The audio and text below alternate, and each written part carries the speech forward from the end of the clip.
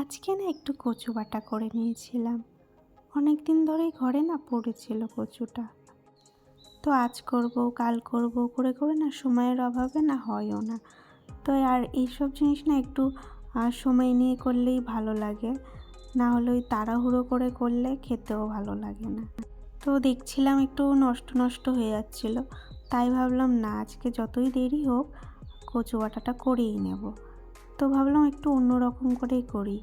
তো একটু রসুন, কালো জিরে, কাঁচা লঙ্কা এগুলো আগে একটু ভেজে নিয়েছিলাম। ভেজে পাটায় বেটে নিয়েছিলাম।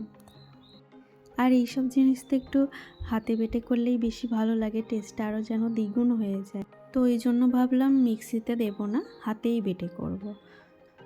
আর একটুখানি জিনিস তো মিক্সিতে হতেও চায় না, তো দানা দানা থেকে যাবে, ভালো পেস্টও হবে না। তার আমি ভাবলাম একটা চিংড়ি মাছও দিয়ে দিই। তো চিংড়ি মাছটা ভেজে নিয়েছিলাম। আর চিংড়ি মাছ দিয়েও ভালো লাগে, এর আগে নিরামিষ করেও খেয়েছি, কিন্তু চিংড়ি মাছ দিয়েও দেখি ভালো লাগে। তোর বাবা একটু মাছ টাছ খেতে ভালোবাসে, ওই জন্য ভাবলাম চিংড়ি মাছটা দিয়েই করি। তার জন্য চিংড়ি মাছগুলো ভেজে নিয়ে তারপরে এই যে বাটাটা করেছিলাম ওই বাটাটা দিয়ে দিয়েছিলাম। আর কচুগুলোও একটু ভালো করে ভেজে নিয়েছিলাম। তারপর এই বাটাটা দিয়ে ভালো করে ভেজে টেজে তারপর নামিয়ে নিয়েছিলাম। আর এইসব জিনিস দিয়েই না মনে হয় যে না এক থালা ভাত খেয়ে নিই।